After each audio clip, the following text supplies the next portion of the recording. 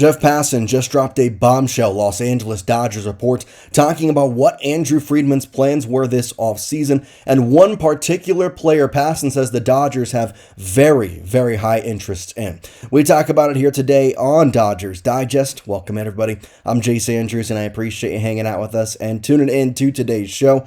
Passan always has the best insider information, and he released a brand new article talking about the latest news, information, and rumors during MLB free agency, and of course, a bunch of other stuff as well with Kyle Tucker, Cody Bellinger, Trent Grisham, so many names he mentioned, all labeling with the Dodgers, but which one in particular do the Dodgers have interest in? Well, we have that report here. The Dodgers have expressed interest in free agent first baseman / outfielder Cody Bellinger, per Jeff Passan. This, of course, would be a fantastic reunion for the Los Angeles Dodgers, and we'll go to the official quote from Jeff Passan in just a moment, but you look at his baseball savant page here, and it is kind of not the greatest in the batting averages in some aspect, but he doesn't really swing and miss. He doesn't really strike out. He has a lot of good things that you like to see in terms of value and fielding and base running, and ultimately, you have had him before. This is a reunion type thing, and with Cody Bellinger back in the Dodgers uniform, potentially, that could really potentially change up the way that he plays this game. Let's see what Jeff Passan had to say about this entire situation, though. We go to the report here as he says, quote, "Beyond the Yankees, who would like a return engagement with Bellinger, particularly if Trent Grisham rejects a qualifying offer, the Blue Jays see him as a perfectly good alternative to Tucker. And the Dodgers, who non-tendered Bellinger 3 years ago, have expressed interest as they pursue the outfield market." End quote. Okay, so just from that, we can see the Yankees, the Blue Jays, and the Dodgers are looking to be all in on Cody Bellinger.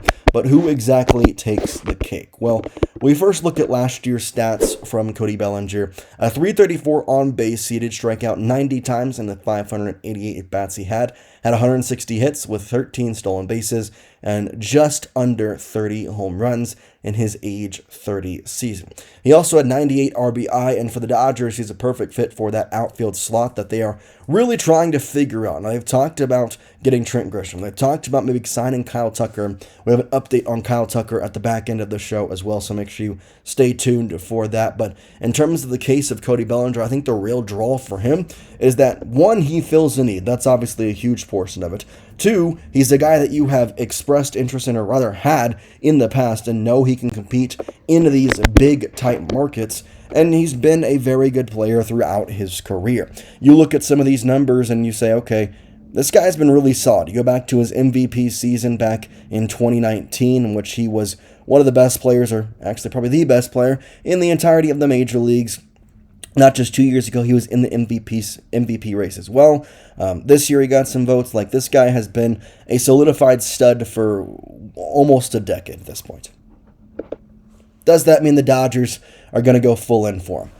I don't think so. In terms of the way that Jeff Passan talked about this, in terms of the way that really the entire organization is going about the outfield solution, I think it's probably more to this statement. Jack Harris of the LA Times said that the interest level is unknown, but however, the Dodgers do have free agent outfielder Cody Bellinger, quote, on their radar.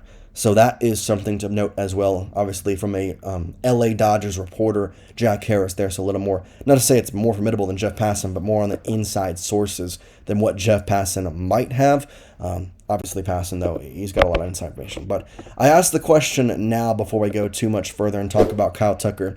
Would you like for the Dodgers to have a Cody Bellinger reunion?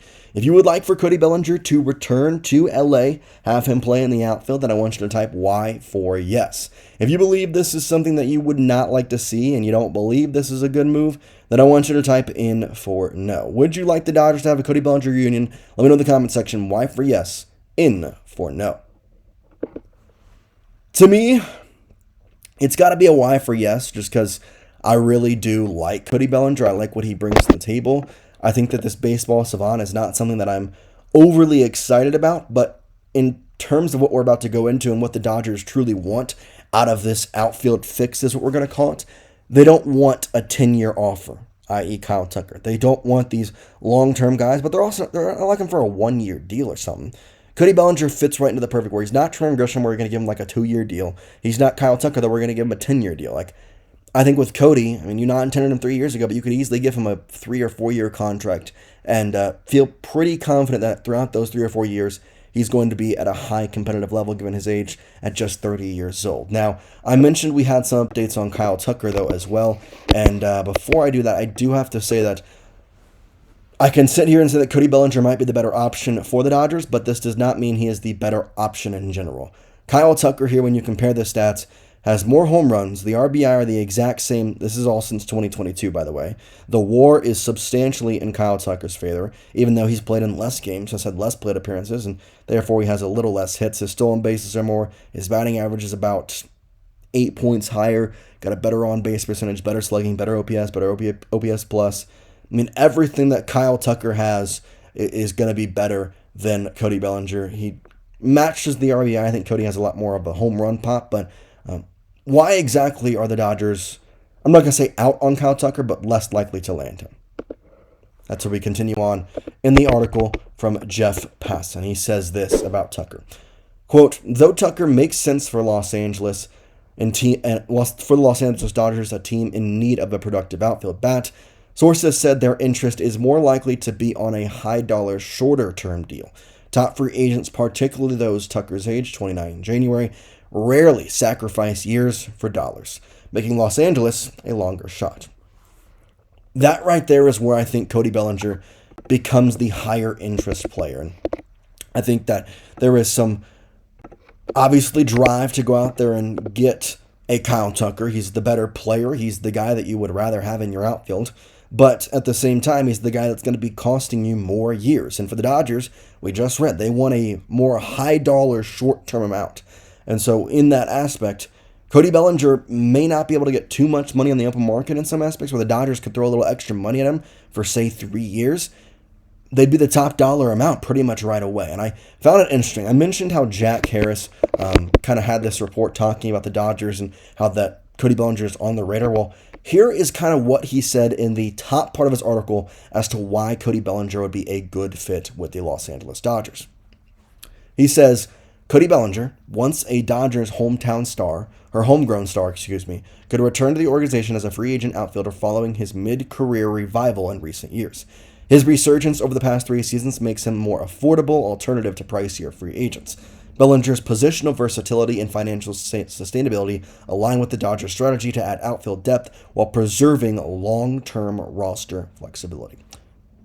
That ultimately is the perfect 3-point situation or argument as to why Cody Bellinger is going to be the better choice than Kyle Tucker, at least in the Dodgers' standpoint, because they want long-term roster flexibility to figure out what are the best moves, how is the new CBA going to affect stuff.